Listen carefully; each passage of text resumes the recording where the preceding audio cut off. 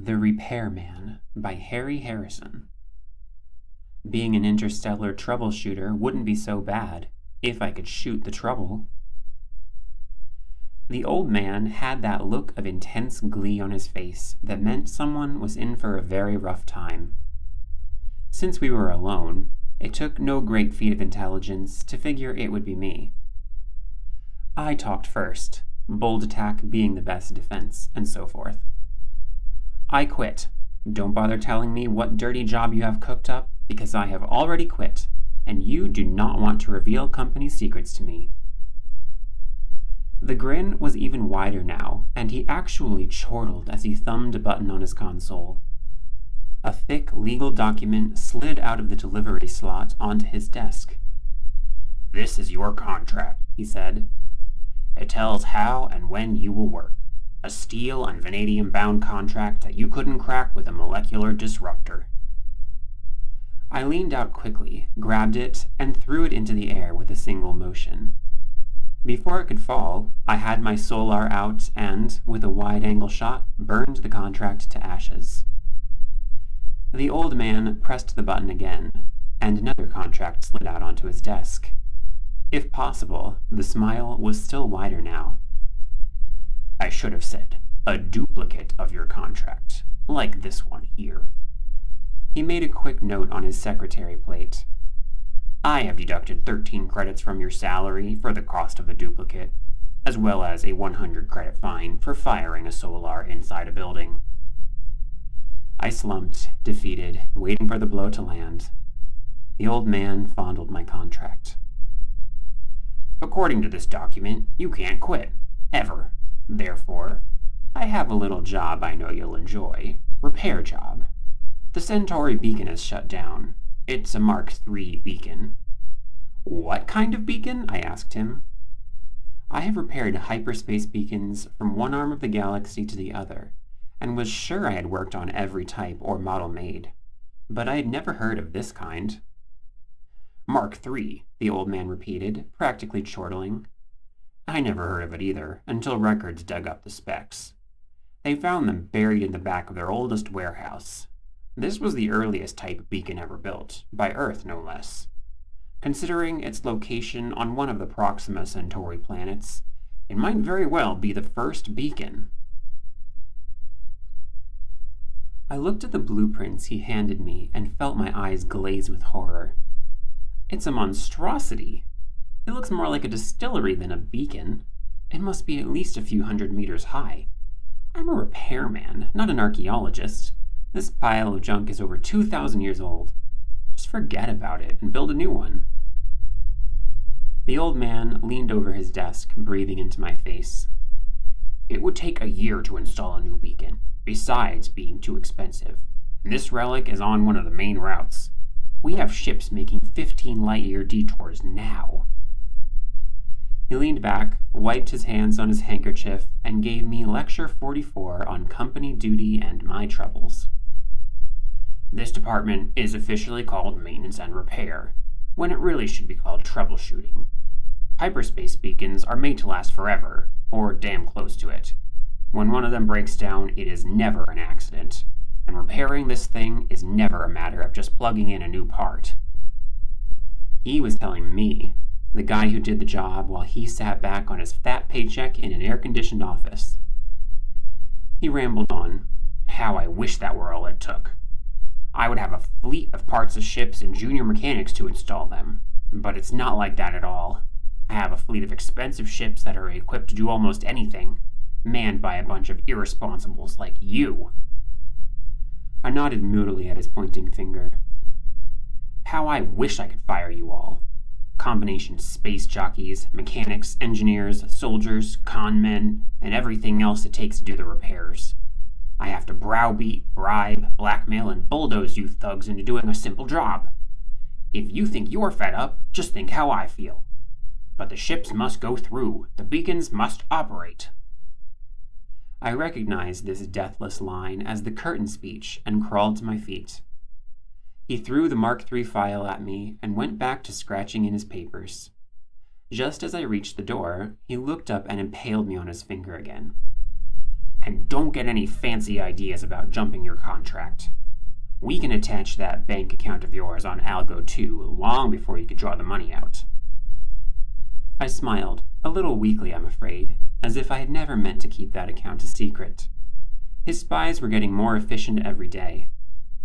Walking down the hall, I tried to figure a way to transfer the money without his catching on, and knew at the same time he was figuring a way to outfigure me.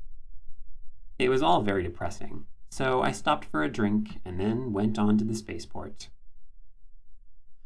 By the time the ship was serviced, I had a course charted.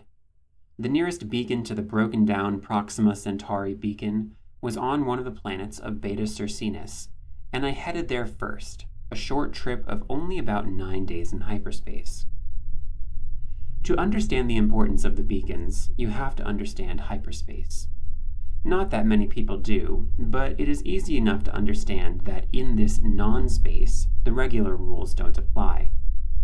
Speed and measurements are a matter of relationship, not constant facts like the fixed universe.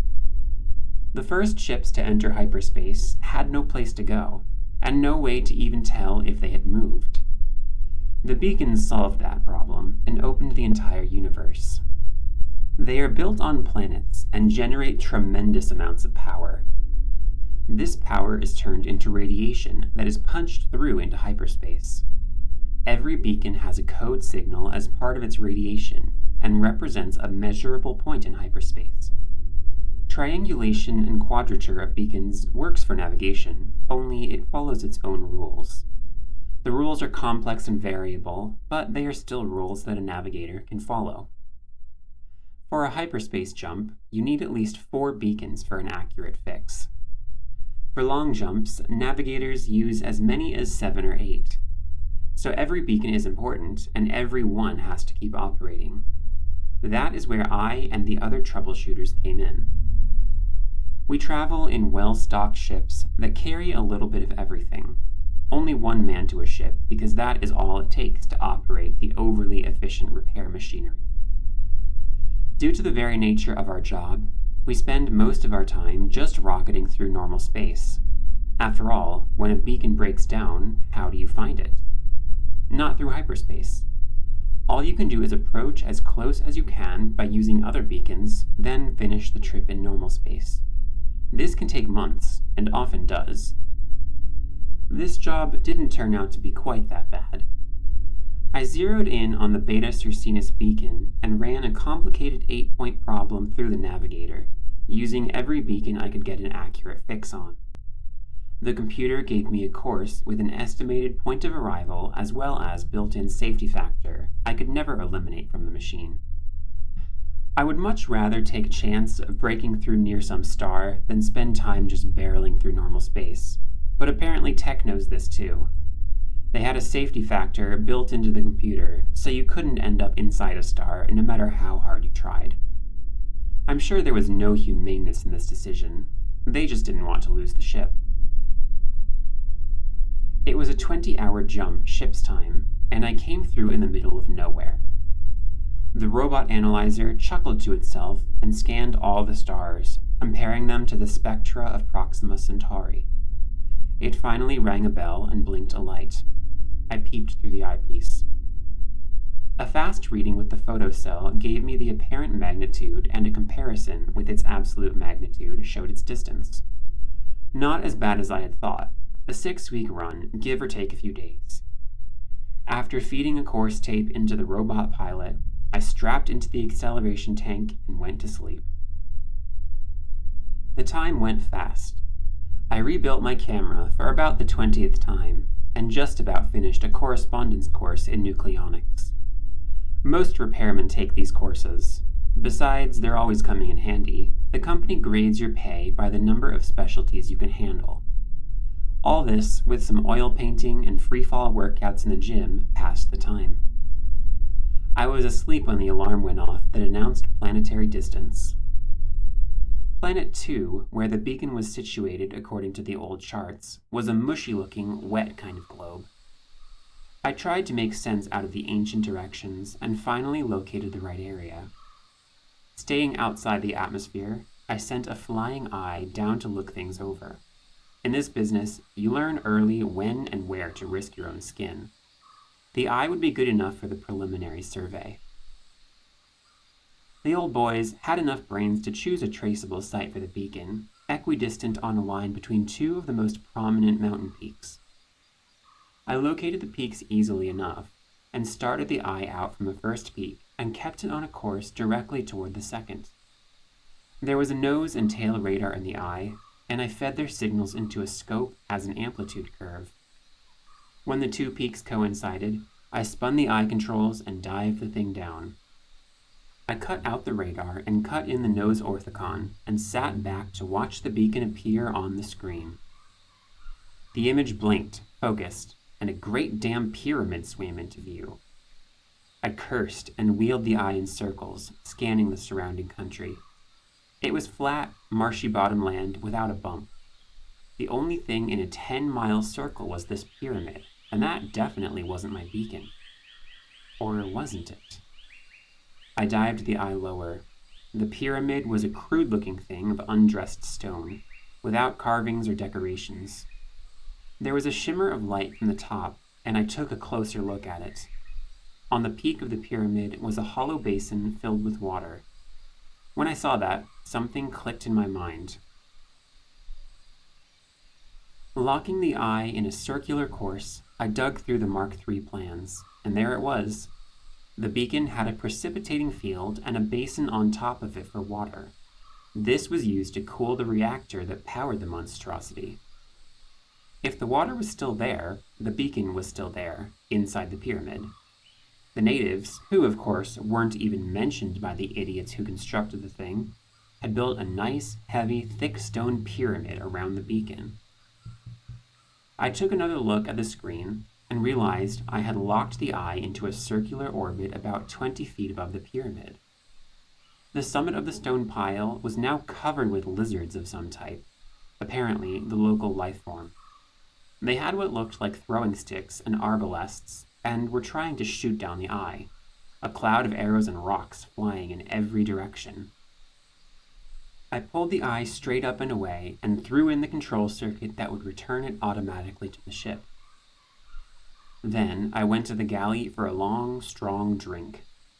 My beacon was not only locked inside a mountain of handmade stone, but I had managed to irritate the things who had built the pyramid. A great beginning for a job, and one clearly designed to drive a stronger man than me to the bottle. Normally, a repairman stays away from the native cultures. They are poison. Anthropologists may not mind being dissected for their science, but a repairman wants to make no sacrifices of any kind for his job. For this reason, most beacons are built on uninhabited planets. If a beacon has to go on a planet with a culture, it is usually built in some inaccessible place. Why this beacon had been built within reach of the local claws, I had yet to find out. But that would come in time. The first thing to do was make contact. To make contact, you have to know the local language. And for that, I had long before worked out a system that was foolproof. I had a pry eye of my own construction. It looked like a piece of rock about a foot long. Once on the ground, it would never be noticed, though it was a little disconcerting to see it float by. I located a lizard town about 1,000 kilometers from the pyramid and dropped the eye. It swished down and landed at night in the bank of the local mud wall. This was a favorite spot that drew a good crowd during the day. In the morning, when the first wallowers arrived, I flipped on the recorder. After about 5 of the local days, I had a sea of native conversations in the memory bank of the machine translator, and had tagged a few expressions. This is fairly easy to do when you have a machine memory to work with. One of the lizards gargled at another one, and the second one turned around. I tagged this expression with the phrase, "Hey George," and waited my chance to use it. Later the same day, I caught one of them alone and shouted, "Hey George," at him. It gurgled out through the speaker in the local tongue, and he turned around. When you get enough reference phrases like this in the memory bank, the empty brain takes over and starts filling in the missing pieces.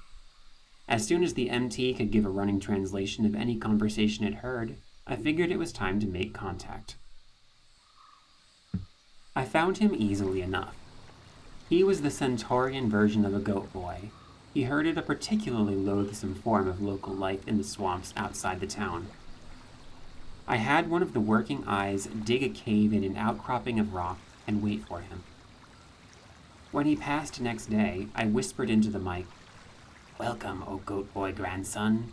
This is your grandfather's spirit speaking from paradise." This fitted in with what I could make out of the local religion. Goat boy stopped as if he'd been shot.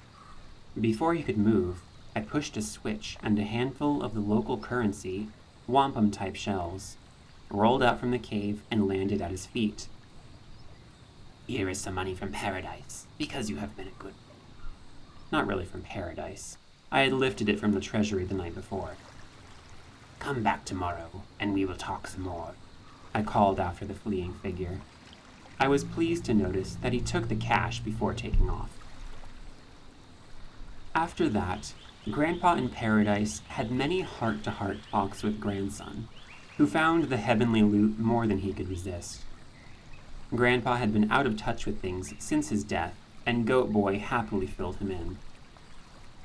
I learned all I needed to know of the history, past and recent, and it wasn't nice. In addition to the pyramid being around the beacon, there was a nice little religious war going on around the pyramid. It all began with the land bridge. Apparently, the local lizards had been living in the swamps when the beacon was built, but the builders didn't think much of them. They were a low type and confined to a distant continent. The idea that the race would develop and might reach this continent never occurred to the beacon mechanics, which is of course what happened. A little geological turnover, a swampy land bridge formed in the right spot, and the lizards began to wander up the beacon valley, and found religion. A shiny metal temple out of which poured a constant stream of magic water, the reactor cooling water pumped down from the atmosphere condenser on the roof. The radioactivity in the water didn't hurt the natives. It caused mutations that bred true. A city was built around the temple, and, through the centuries, the pyramid was put up around the beacon.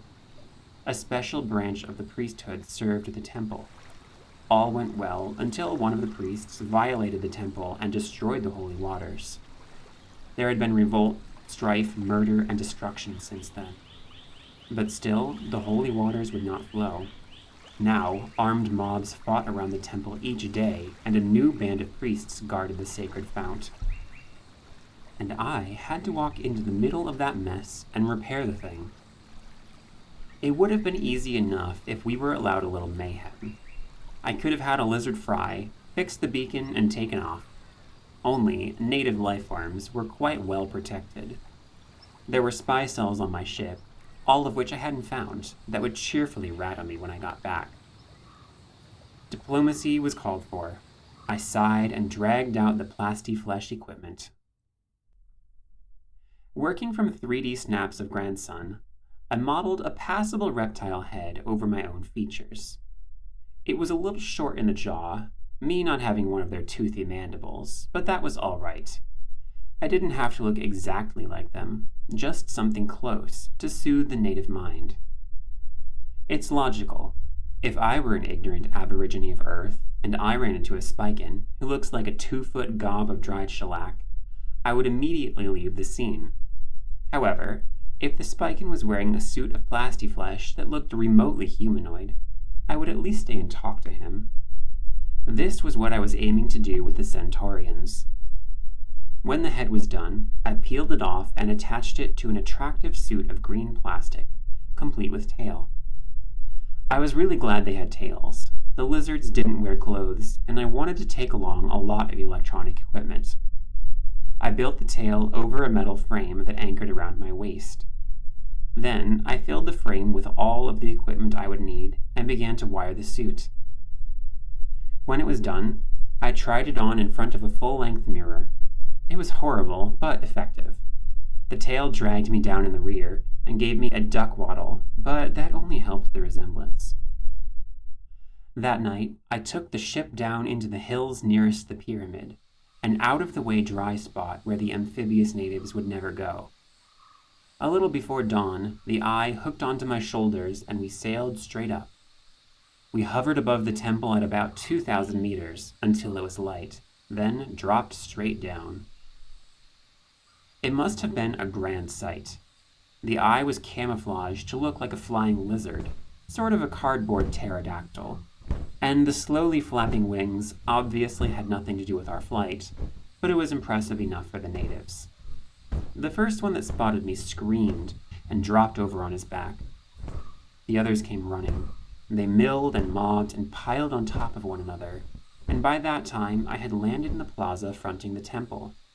The priesthood arrived. I folded my arms in regal stance. "Greetings, O noble servers of the great god," I said.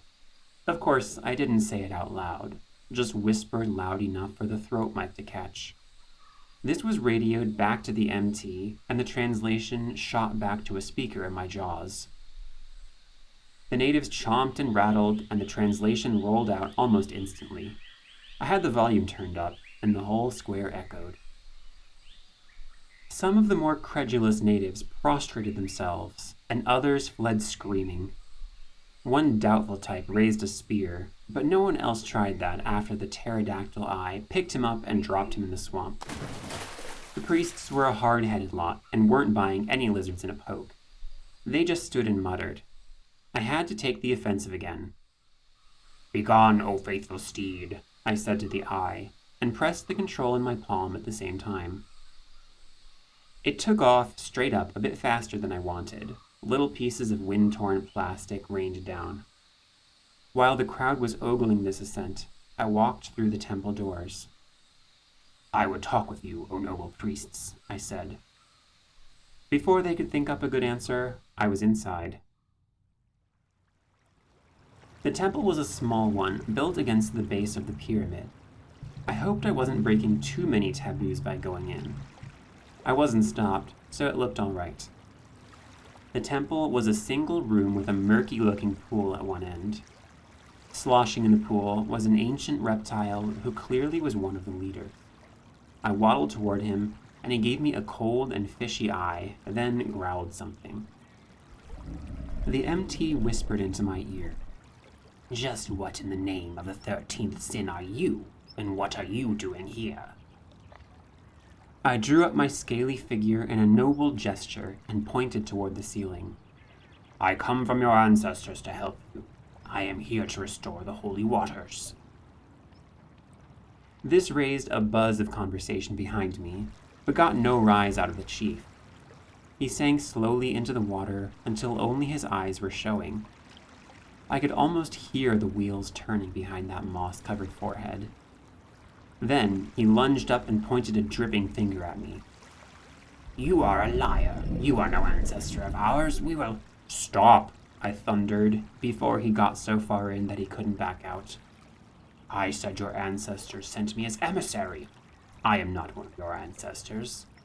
Do not try to harm me, or the wrath of those who have passed on will turn against you." When I said this, I turned to jab a claw at the other priests, using the motion to cover my flicking a coin grenade toward them. It blew a nice hole in the floor, with a great show of noise and smoke. The first lizard knew I was talking sense then, and immediately called a meeting of the shamans. It, of course, took place in the public bathtub, and I had to join them there. We jawed and gurgled for about an hour, and settled all the major points. I found out that they were new priests. The previous ones had all been boiled for letting the holy waters cease. They found out I was there only to help them restore the flow of the waters. They bought this tentatively, and we all heaved out of the tub and trickled muddy paths across the floor. There was a bolted and guarded door that led into the pyramid proper. While it was being opened, the first lizard turned to me. "Undoubtedly you know of the rule," he said. "Because the old priests did pry and peer, it was ruled henceforth that only the blind could enter the Holy of Holies.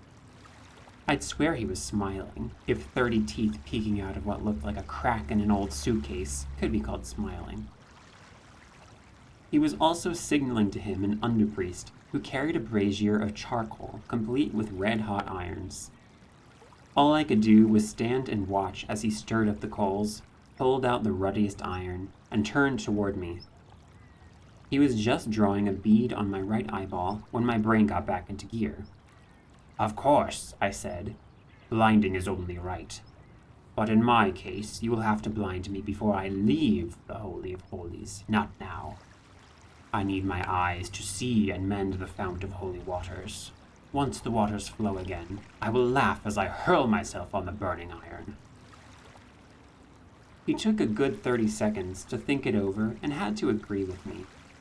The local torturer sniffled a bit and threw a little more charcoal on the fire. The gate crashed open and I stalked through, then it banged to behind me and I was alone in the dark. But not for long. There was a shuffling nearby, and I took a chance and turned on my flash. 3 priests were groping toward me, their eye sockets red pits of burned flesh. They knew what I wanted and led the way without a word. A crumbling and cracked stone stairway brought us up to a solid metal doorway labeled in archaic script, Mark III Beacon, authorized personnel only. The trusting builders counted on a sign to do the whole job, for there wasn't a trace of a lock on the door. One lizard merely turned the handle, and we were inside the beacon. I unzipped the front of my camouflage suit and pulled out the blueprints. With the faithful priest stumbling after me, I located the control room and turned on the lights. There was a residue of charge in the emergency batteries, just enough to give a dim light. The meters and indicators looked to be in good shape, if anything, unexpectedly bright from constant polishing. I checked the readings carefully and found just what I had suspected. One of the eager lizards had managed to open a circuit box and had polished the switches inside. While doing this, he had thrown one of the switches, and that had caused the trouble. Rather, that had started the trouble. It wasn't going to be ended by just reversing the water valve switch. This valve was supposed to be used only for repairs, after the pile was damped. When the water was cut off with the pile in operation, it had started to overheat, and the automatic safeties had dumped the charge down the pit. I could start the water again easily enough, but there was no fuel left in the reactor. I wasn't going to play with the fuel problem at all.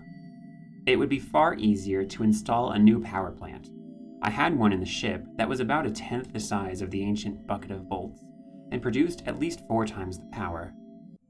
Before I sent for it, I checked over the rest of the beacon. In 2,000 years, there should be some sign of wear.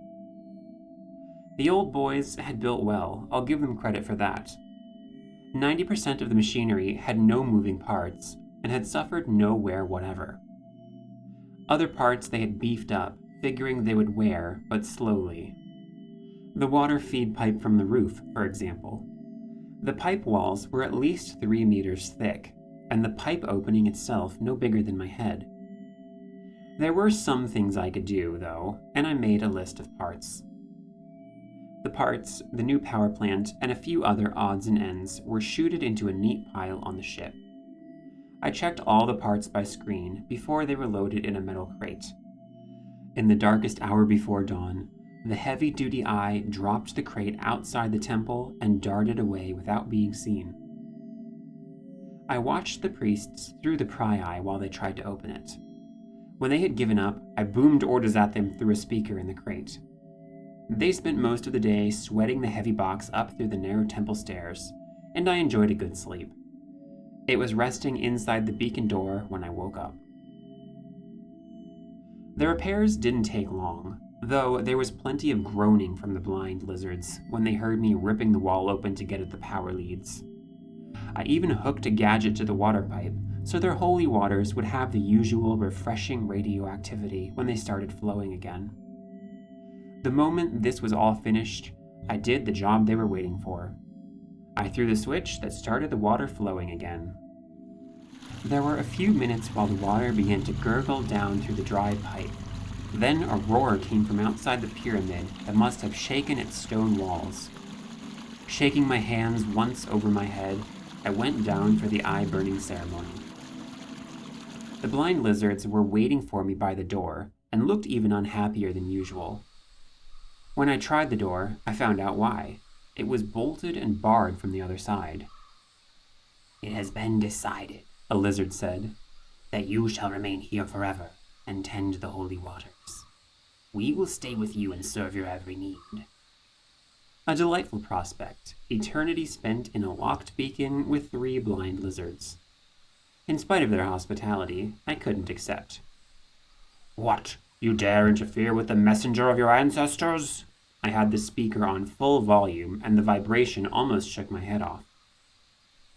The lizards cringed, and I set my solar for a narrow beam and ran it around the door jamb. There was a great crunching and banging from the junk piled against it, and then the door swung free. I threw it open. Before they could protest, I had pushed the priests out through it. The rest of their clan showed up at the foot of the stairs and made a great ruckus while I finished welding the door shut. Running through the crowd, I faced up to the first lizard in his tub. He sank slowly beneath the surface. "What lack of courtesy!" I shouted. He made little bubbles in the water. "The ancestors are annoyed and have decided to forbid entrance to the inner temple forever. Though out of kindness, they will let the waters flow. Now I must return. On with the ceremony."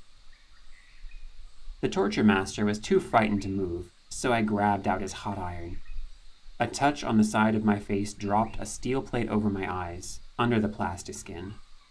Then I jammed the iron hard into my phony eye sockets, and the plastic gave off an authentic odor. A cry went up from the crowd as I dropped the iron and staggered in blind circles. I must admit, it went off pretty well. Before they could get any more bright ideas, I threw the switch and my plastic pterodactyl sailed in through the door. I couldn't see it, of course, but I knew it had arrived when the grapples in the claws latched onto the steel plates in my shoulders. I had got turned around after the eye burning, and my flying beast hooked onto me backward. I had meant to sail out bravely, blind eyes facing the sunset. Instead, I faced the crowd as I soared away. So I made the most of a bad situation and threw them a snappy military salute. Then I was out in the fresh air and away. When I lifted the plate and poked holes in the seared plastic, I could see the pyramid growing smaller behind me. Water gushing out of the base and a happy crowd of reptiles sporting in its radioactive rush. I counted off on my talons to see if I had forgotten anything. 1, the beacon was repaired. 2, the door was sealed, so there should be no more sabotage, accidental or deliberate. 3, the priests should be satisfied. The water was running again, my eyes had been duly burned out, and they were back in business, which added up to 4, the fact that they would probably let another repairman in under the same conditions, if the beacon conked out again. At least I had done nothing like butchering a few of them. That would make them antagonistic toward future ancestral messengers. I stripped off my tattered lizard suit back in the ship, very glad it would be some other repairman who'd get the job.